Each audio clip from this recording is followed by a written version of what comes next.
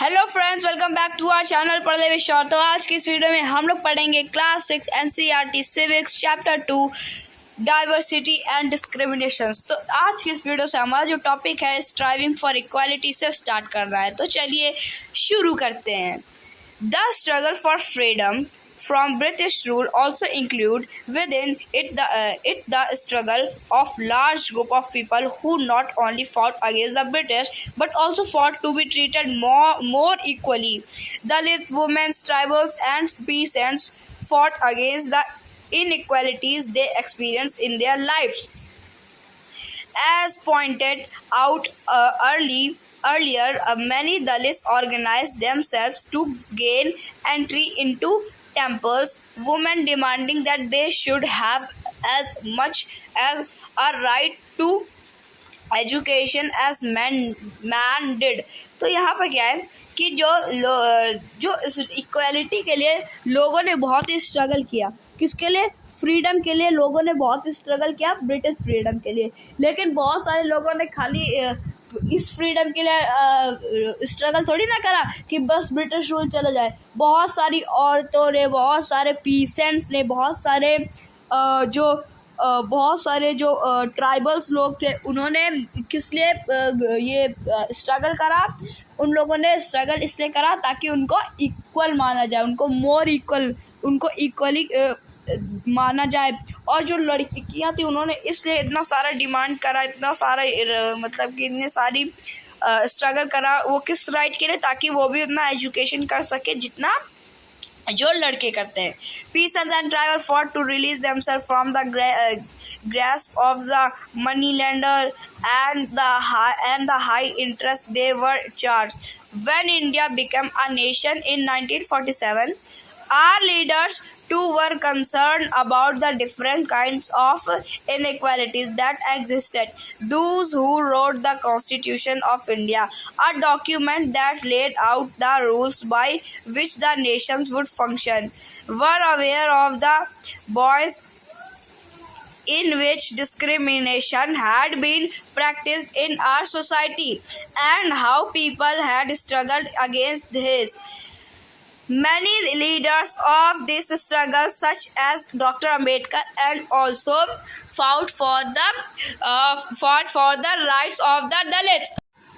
तो गाइस, जब हमारा इसमें लिखा है कि जब हमारा जो नेशन यानी कि जब इंडिया नेशन बना था, देश बना था 1947 में, तो उसमें बहुत सारे जो लीडर्स थे, बहुत सारे लोग थे जो कि क्या स्ट्रगल कर रहे थे कि उनके साथ उनका राइट मिल जाए, उनको ऐसा। और जो बहुत फेमस लीडर थे जैसे डॉक्टर अम्बेडकर, B.R. अम्बेडकर, ये इन्होंने भी क्या दलित्स के लिए फाइट लड़ी थी।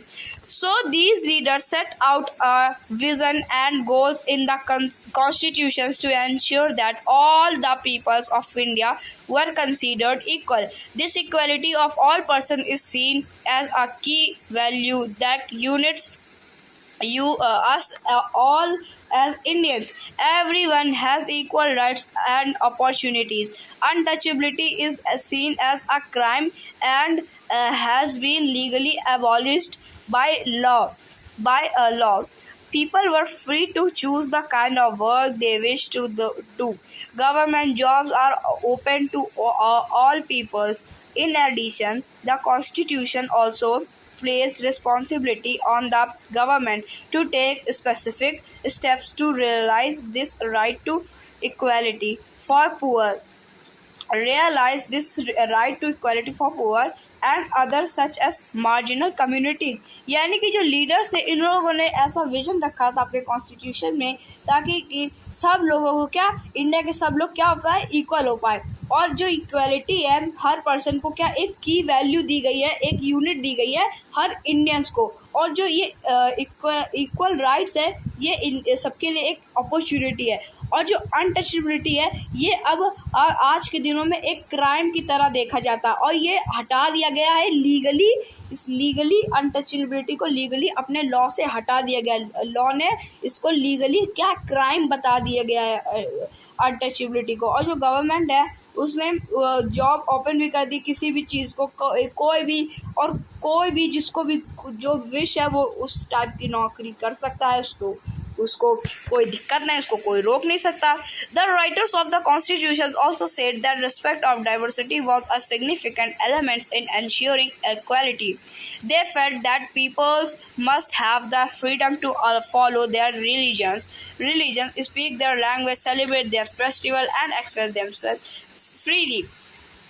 They said that no one language, religions, or festival should become compulsory for all to follow. They said that the government must treat all religion equally. Therefore, India became a secular country where people of different religion and faith have the freedom to practice and follow their religions without any fear of discrimination. This is seen as an important element of our unity, that we all live together and respect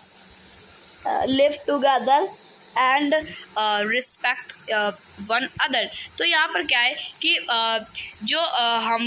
जो हमारे जो writers है constitutions के, उन्होंने ऐसा सबको लिखा है कि जितने भी डाइवर्सिटी है उन सब के बारे में रिस्पेक्टफुली लिखा गया है कि कोई भी रिलीजन का हो, कोई भी लैंग्वेज स्पीक करता हो, कोई भी फेस्टिवल को वो क्या सेलिब्रेट कर सकता है, अपने आप को फ्रीली रह सकता है। और उन्होंने ये भी कहा कि कोई भी एक लैंग्वेज या एक रिलीजन या एक फेस्टिवल कंपलसरी नहीं है कि खाली इसी को फॉलो कर रहा है। आप कोई भी रिलीजन फॉलो कर सकते हैं, किसी भी रिलीजन को आप लोग इक्वली फॉलो भी कर सकते हैं। इसीलिए जो हमारे इंडिया है वो क्या सेकुलर है। सेकुलर मतलब कि यहाँ पे सारे धर्म के लोग, सारे कम्युनिटी के लोग, सारे डाइवर्सिटी यहाँ पे एक साथ रह सकती है। ये सब क्या बन गया, क्या हो गया हमारे साथ, ये हो गया हमारे इंडिया सेकुलरिज्म।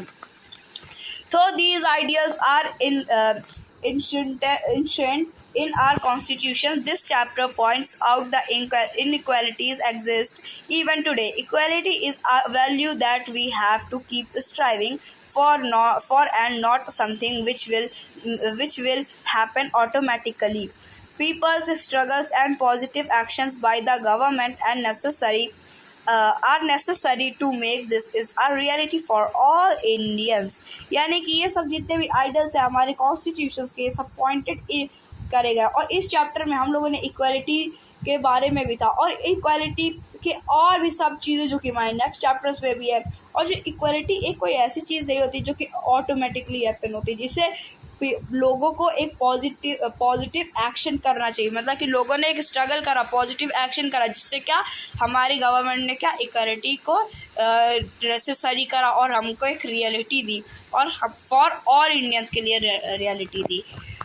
तो ये जो हमारा चैप्टर था अंडर डाइवर्सिटी एंड डिस्क्रिमिनेशन, ये कंप्लीट होता है। जो अब हमारा क्वेश्चन आंसर है वो हम लोग करेंगे नेक्स्ट वीडियो में। आज के इस वीडियो में इतना ही, मिलेंगे नेक्स्ट वीडियो में नेक्स्ट टॉपिक के साथ। तब तक के लिए थैंक यू वेरी मच।